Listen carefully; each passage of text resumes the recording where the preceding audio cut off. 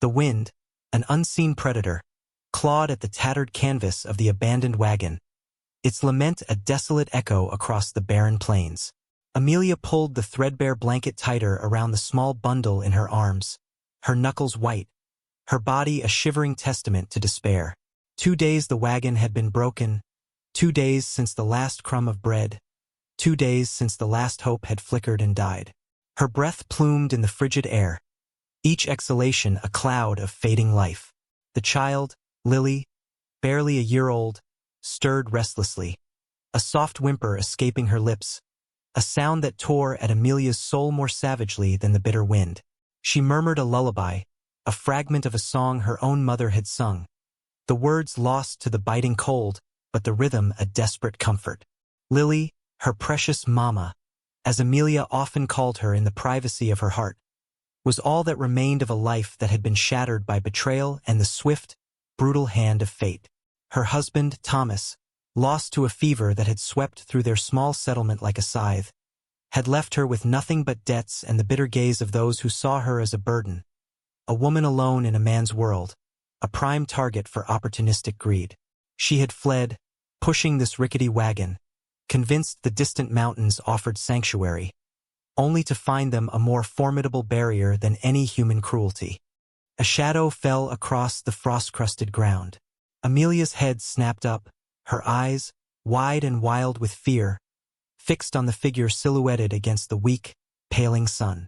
A man, tall and broad-shouldered, astride a dark, powerful horse. He moved with the quiet confidence of the land itself, unhurried, his gaze sweeping over the scene with an unnerving stillness. He was a rancher, by the look of him, though his clothes were plain, worn, and his face was etched with lines that spoke of sun and solitude. He dismounted slowly, his movements economical, his eyes, the color of flint, assessing her with an unnerving lack of emotion. He didn't speak.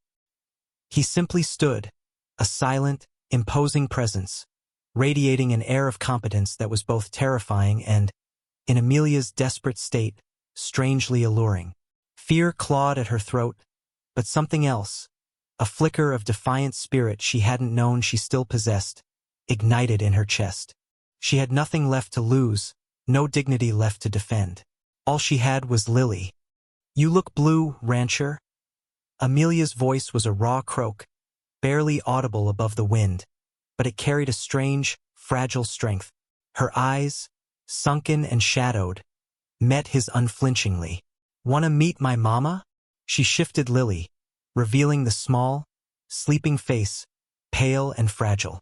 It was a challenge, an offering, a plea wrapped in defiance, a desperate gamble. The rancher's gaze flickered to the child, and for a fleeting moment, Amelia thought she saw something shift in the depths of his hard eyes, something she couldn't quite name. But then it was gone, replaced by the same unreadable mask. He didn't reply. Instead, he knelt by the broken wagon wheel, his large hands examining the splintered wood with an expert's touch.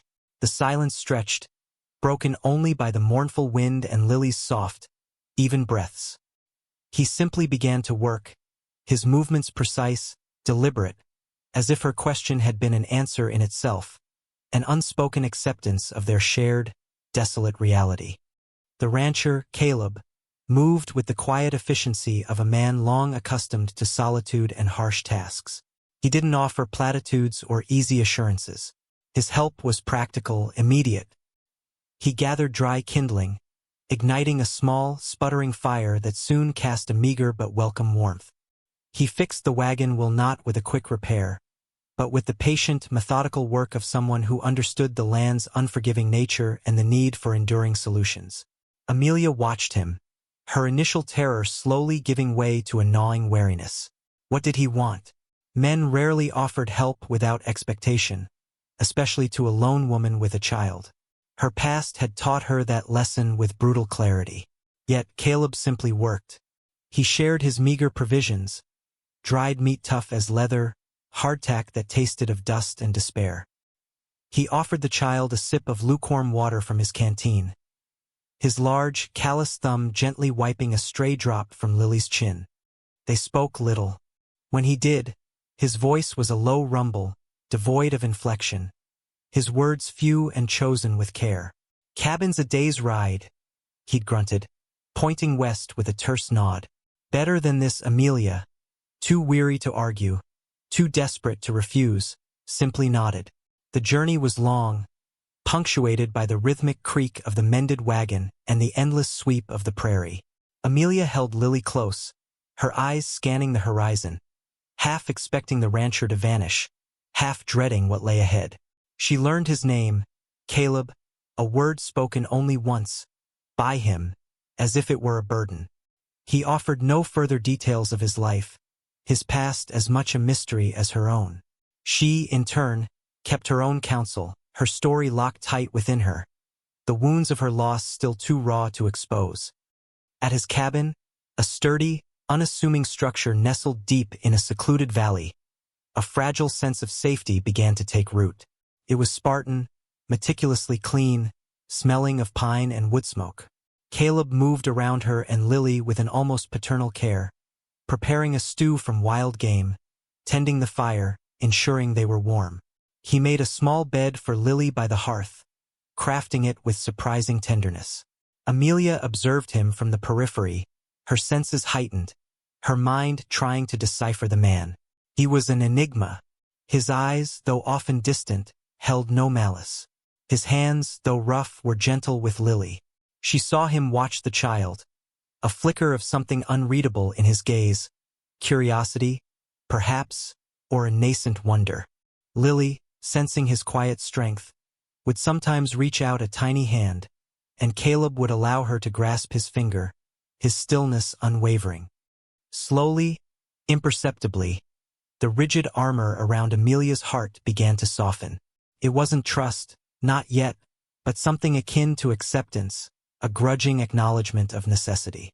He did not ask her past, he did not demand anything. He simply provided, creating a quiet space where she could breathe, where Lily could flourish away from the gnawing cold and starvation. One evening, as the fire crackled and cast dancing shadows on the cabin walls, Amelia found herself speaking, her voice hesitant at first, then gaining a quiet momentum. She spoke of the fever of Thomas, of the land gone sour, of the whispers that had followed her like hungry wolves. Caleb listened, his gaze fixed on the flames, his expression unchanging. When she finished, the cabin was silent save for the murmur of the fire. He said nothing, offered no comfort, but in his unwavering presence, in the fact that he simply listened, Amelia found a profound solace. It was then, in that shared silence, that the first true ember of trust began to glow, faint but persistent, in the depths of her weary soul. As winter's grip tightened, Amelia's strength, both physical and emotional, returned.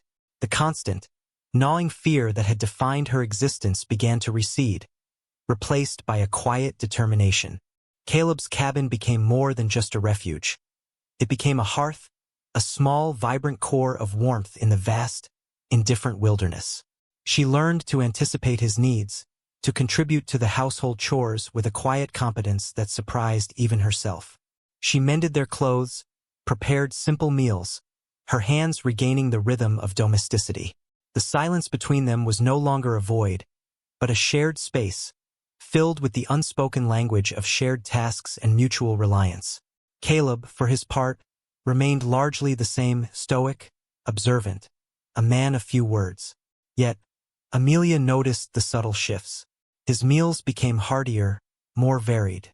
He brought back small, carved wooden toys for Lily, his rough fingers shaping them with surprising artistry.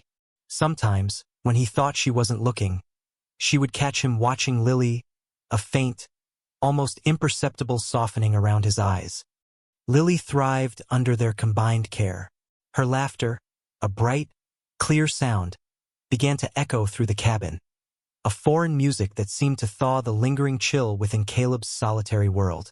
Amelia saw how Caleb's presence calmed the child, how Lily would toddle toward him with unhesitating trust, her small hand reaching for his calloused fingers.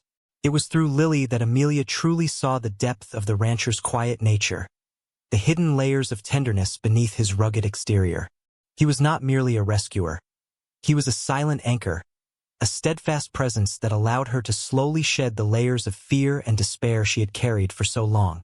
She found herself observing him, trying to piece together the fragments of his own solitary life. There were old scars on his hands, a guardedness in his eyes that suggested a past as complex and perhaps as painful as her own. But she did not press, respecting the silent pact they had formed. Then the first shadow fell. One frigid afternoon, while Caleb was out checking his traps, Amelia saw them, 3 riders, distant specks on the horizon, but moving with a purpose that sent a prickle of ice down her spine. They were not trappers nor honest men. Their silhouettes were too predatory, their movements too deliberate. Panic, cold and sharp, threatened to overwhelm her. This was the threat she had fled, the casual cruelty of men who preyed on the vulnerable. She scooped up Lily, her heart pounding a frantic drum against her ribs, and hurried to the window, watching their approach. They were coming for her. She knew it with a chilling certainty. Perhaps it was the remnants of her late husband's creditors, or simply opportunists who had heard a whisper of a lone woman in the wilderness. She was no longer the broken creature they had known. The wilderness, and Caleb's quiet strength, had forged something new within her. She grabbed the rifle Caleb kept over the hearth, its weight a surprising comfort in her hands. When Caleb returned, his face was grim. He had seen their tracks, understood the danger. His eyes met hers, and in them, Amelia saw not fear, but a quiet, formidable resolve. "They're on our trail," he rumbled, his voice low. "Been following you." It was not a question, but a statement of fact. "They want the land, what little Thomas had. They think I stole it, or know where it's hidden." Amelia's voice was steadier than she expected. Caleb nodded. He began preparing, his movements fluid and precise, gathering ammunition, securing the cabin.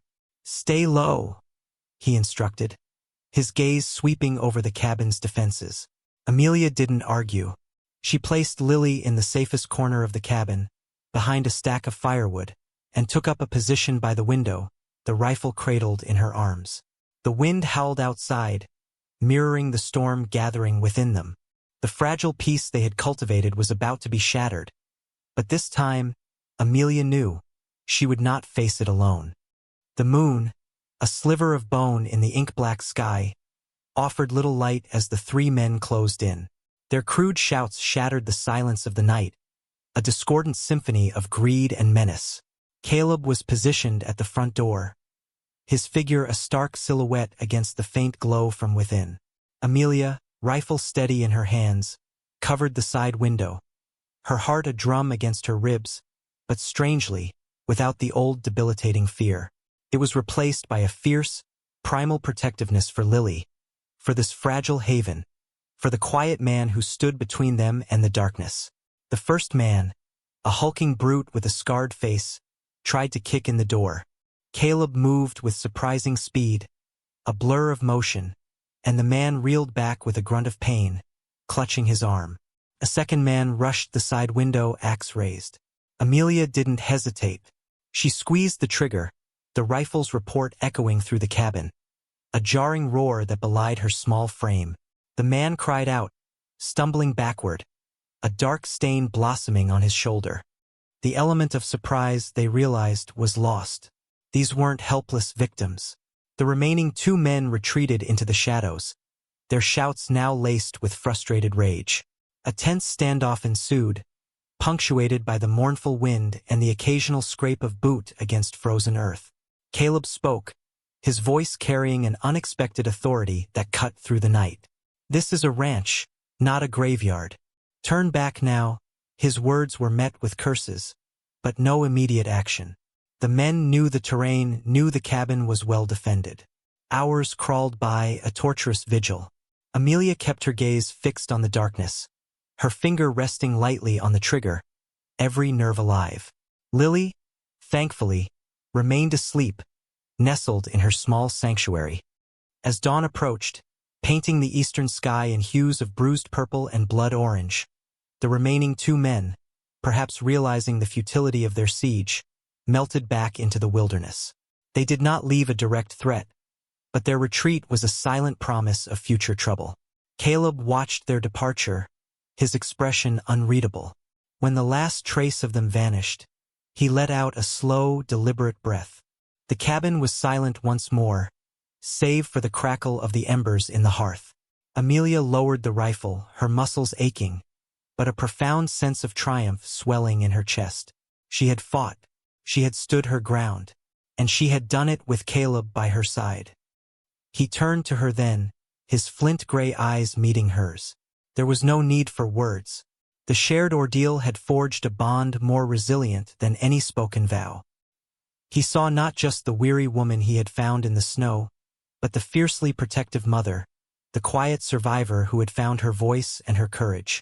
And she, looking at him, saw beyond the stoic rancher to the man who had offered her refuge, protection, and a silent, unwavering companionship. What he had found within was not a treasure buried in the land, but a profound connection, a purpose beyond his solitary existence, awakened by the fragile life of Mama and the resilient spirit of Amelia. The threat, for now, had passed. The cabin, once a symbol of isolation, now felt like home. Amelia walked to Lily, stroking her daughter's soft hair. Lily stirred, a sleepy murmur escaping her lips. This was their new beginning. The past would always be a part of her, a harsh landscape of loss and despair, but it no longer defined her. She had faced the darkness and found light in the most unexpected places, in the quiet strength of a solitary man, in the innocent laughter of her child, and in the rediscovery of her own unwavering spirit. The wind still howled outside, but within the cabin, a quiet warmth had taken root, nurtured by shared hardship, by unspoken understanding, and by the profound, transformative power of quiet resilience. It was not a life free of struggle, but it was a life imbued with a quiet dignity, a gentle optimism that promised a future, built not on forgotten dreams, but on the enduring strength of what remained.